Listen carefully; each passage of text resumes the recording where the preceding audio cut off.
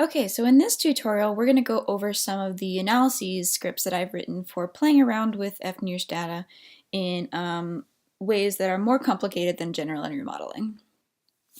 You can find this code over on GitHub again. It'll be sitting in my GitHub account, just like the preprocessing scripts are. This time it's in analyzing fNIRS. So if you want to just enter a URL, this is what you would use. And again, you can go ahead and download these as a zip file or enter the Git repo in the command line Git.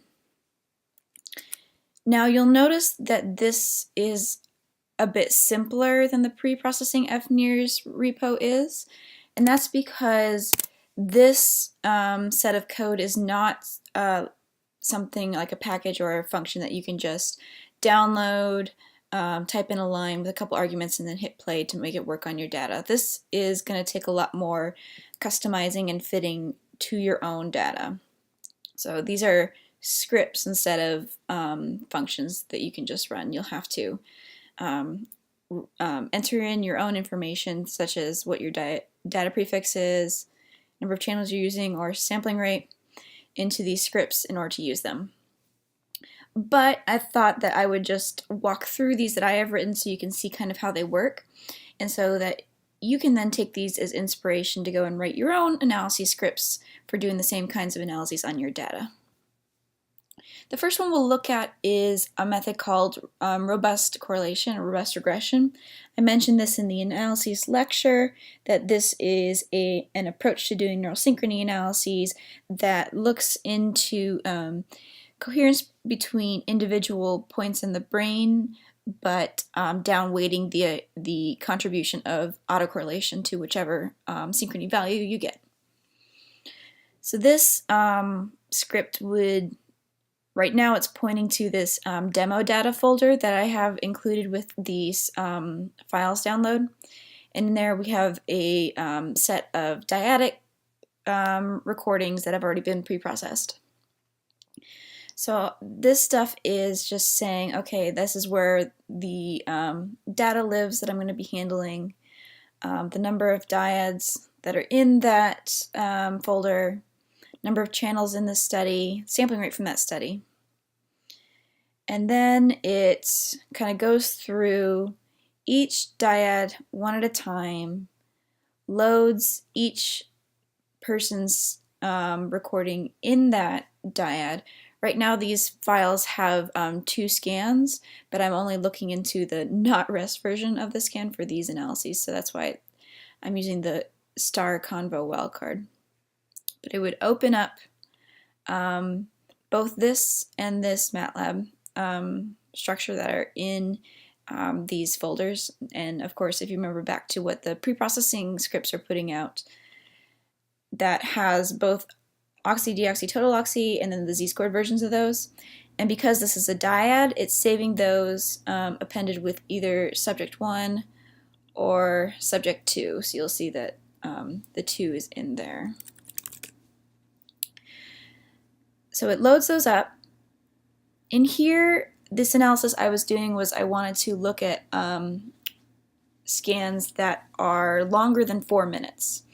So I was just saying, if this subject is longer than 940 frames, which is 4 minutes times the sampling rate, then it would go into, for each channel pairing between the 2 people, you would do this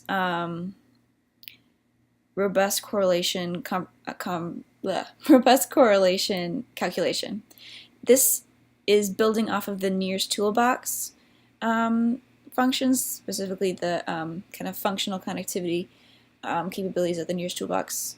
So it mentions up here that you would have to have that installed and added to your Matlab path to make it run.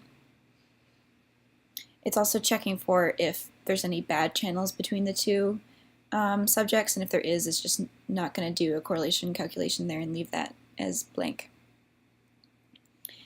And it's also calculating how long this is taking. So when you would run a script like this from just the file here instead of using a function where you would type it on the command line with the function's name and arguments.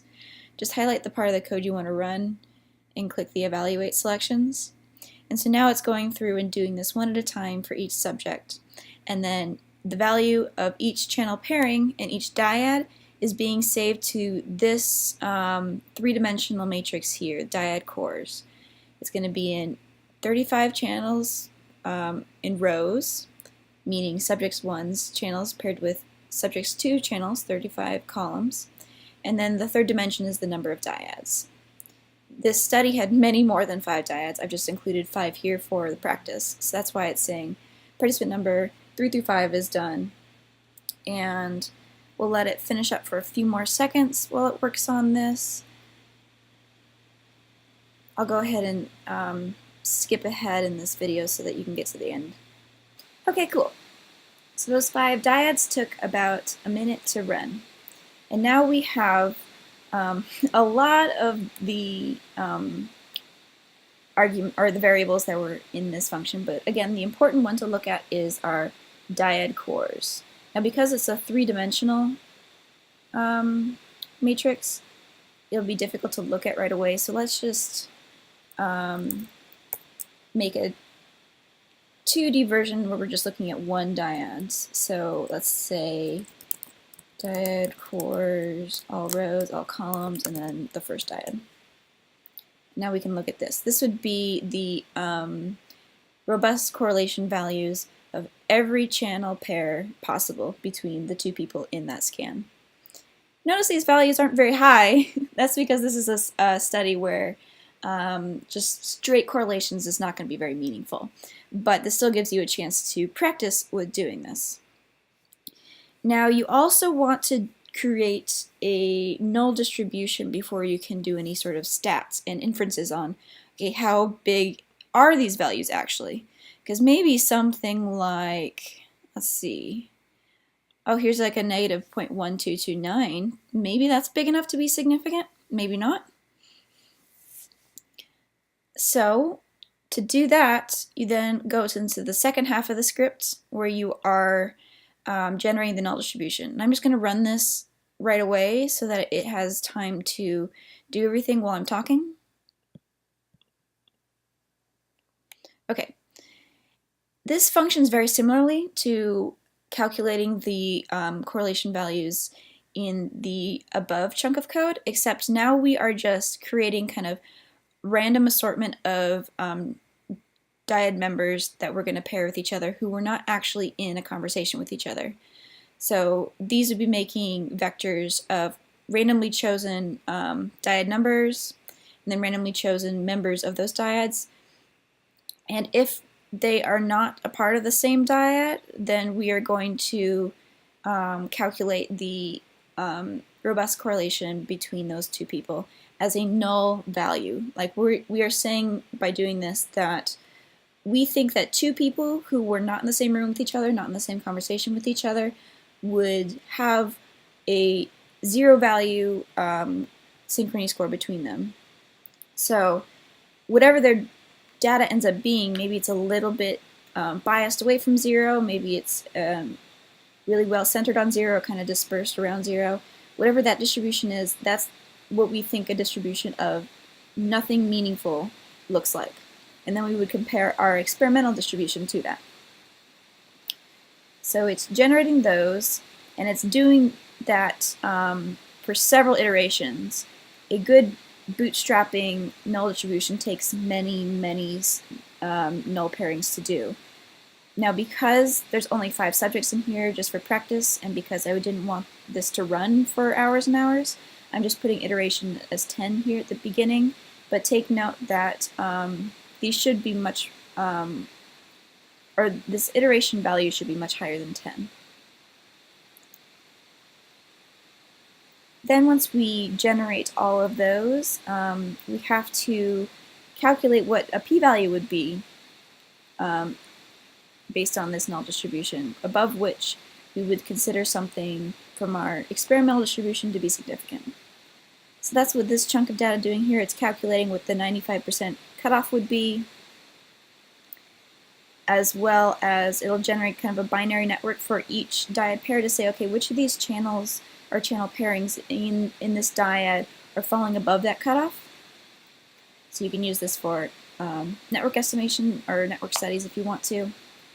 And then here it's calculating the specific p-value of the synchrony value in each dyad's channel pairing compared to that null distribution we've made. So now this is almost ready. All right. The next thing we want to look at with this is what would those cutoffs be? So let's open up core cutoff. Now based on all of the channel pairings, I'm kind of making the assumption that if a null dyad was not in the same conversation, all of their channel pairings should be 0. So I'm just kind of making the distribution out of all possible channel labels. You might have the opinion that no, we should make a distribution for each channel pairing, in which case you can go back into the data here and make that adjustment. But because of the way I've set it up, there's going to be one null cutoff based on my distribution, which happened to be, let's see, null scores about 10,000 items wide.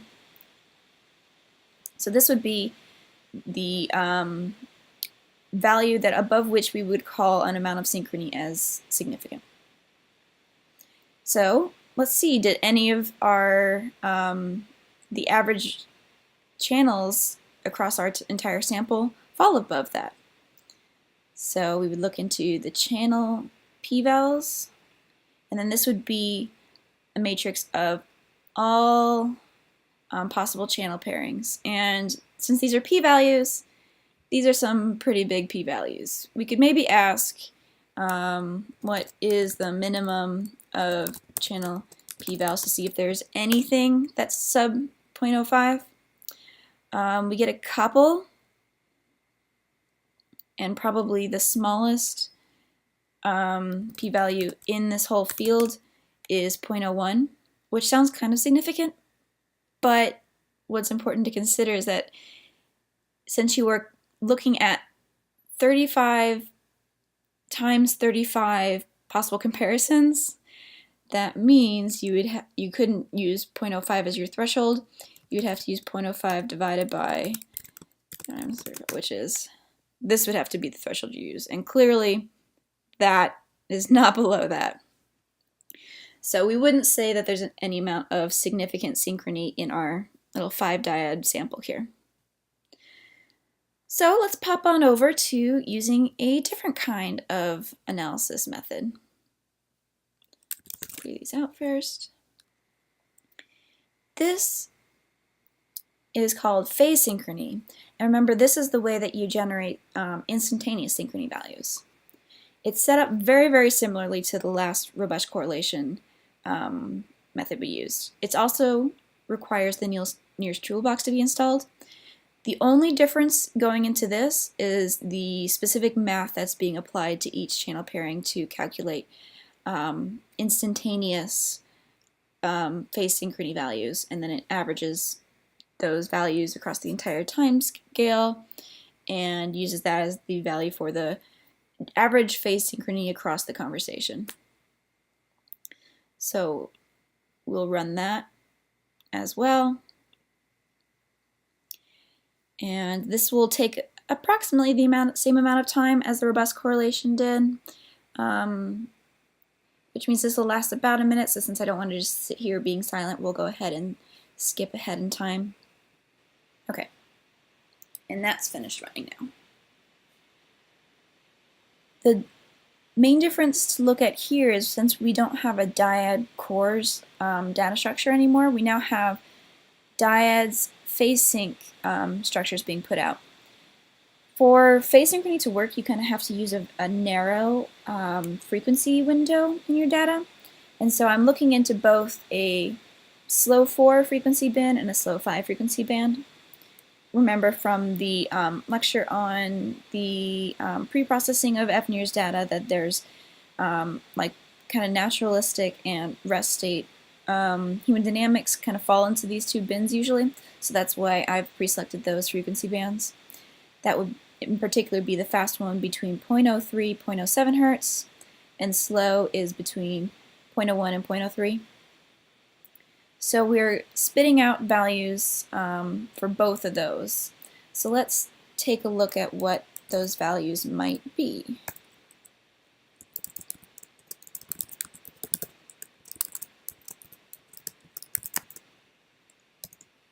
Here's the first diodes, phase synchrony stuff, in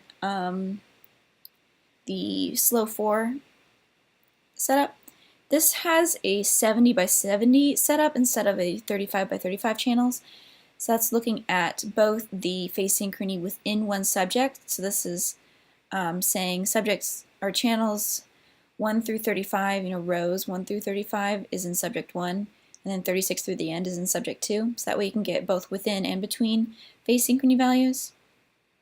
If we wanted to just look at the in-between ones, we would say 1 through 35, 36 through the end.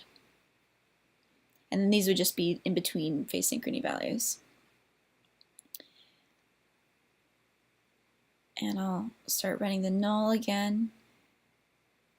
For all of these analyses that I'm showing you today, they all require some sort of bootstrapping of the null distribution.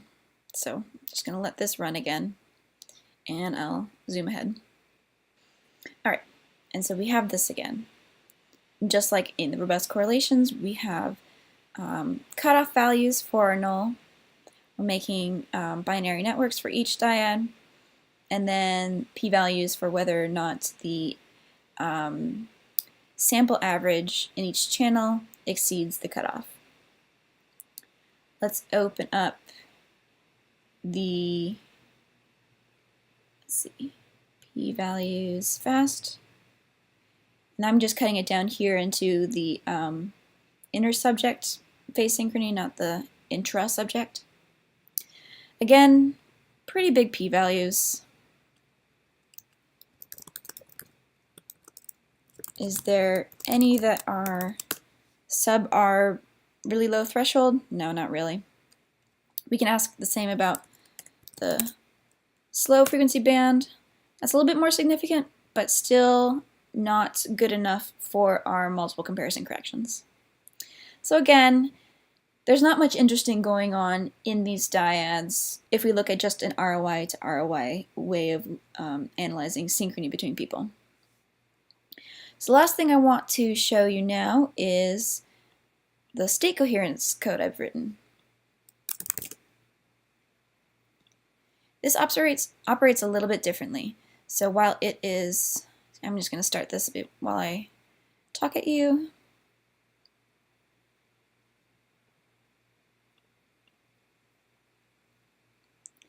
So while it is also going through each dyad, loading up each subject, it's then going to say, okay, I'm going to trim out whichever channels in these subjects are bad, and then create the similarity matrix between both of them.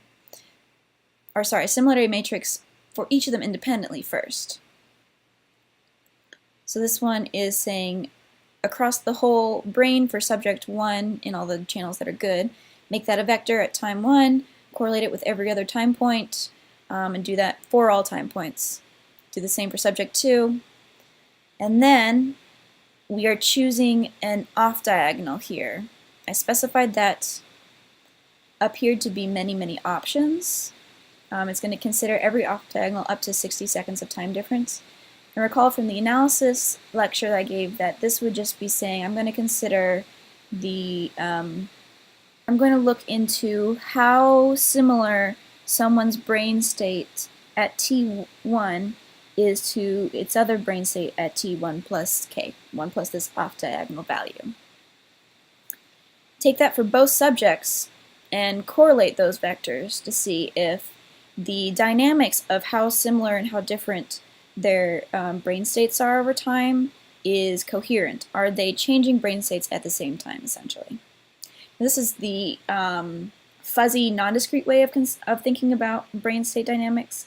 The discrete way, Chris Baldessano has written code in Matlab for doing that with the hidden Markov model. And so if you go to those publications that I talked about in the analyses lecture, there's a mention at the bottom of them, I think, about where you can download that code for yourself.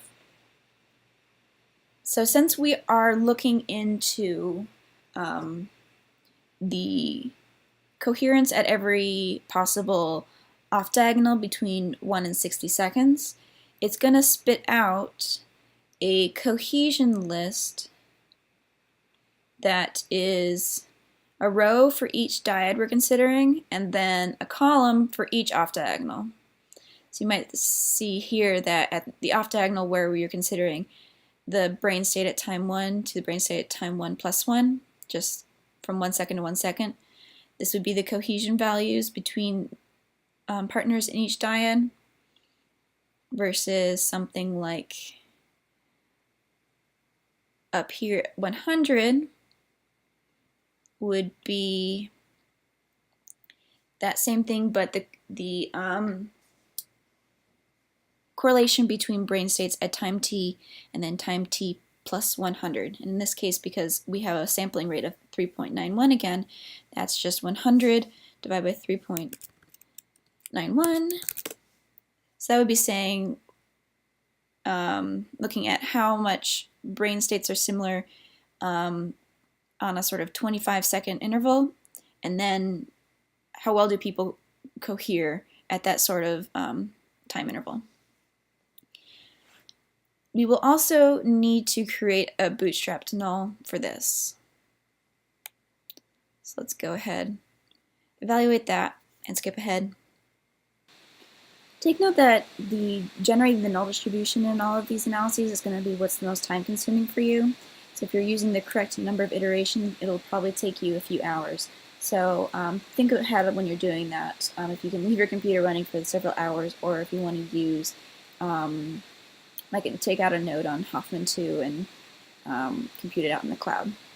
Okay, so now we've generated our null distribution for our cohesion list.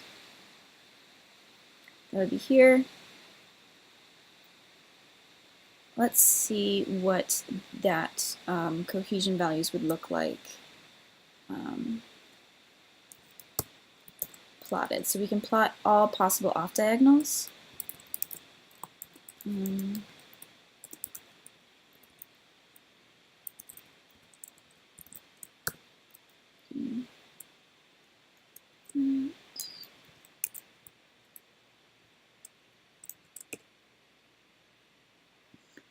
We can see that it increases a little bit above 0, so null matched conversation partners are not going to be exactly at 0 as far as cohesion values go. But what about our experimental values? How does that compare?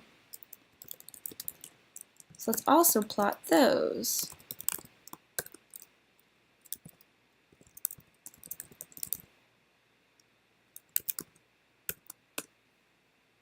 And boop. So this is our actual cohesion values. And so even though the null values are a little bit above 0, the actual ones are much higher. We can ask the p-value calculation here, just how much higher, is it significantly better than the null distribution? You can either ask that for, every off-diagonal, or you could pre-select one that you care about before you would know the comparison between the experimental and the null. So one way that I've done it is I've just looked at the experimental ones first and find where these maximize, where do people seem to be most coherent, at what time scale is that? And that would be at the off-diagonal 105. And so I can ask, what's the p-value of 105, of the off-diagonal 105 between the experimental and the null distribution?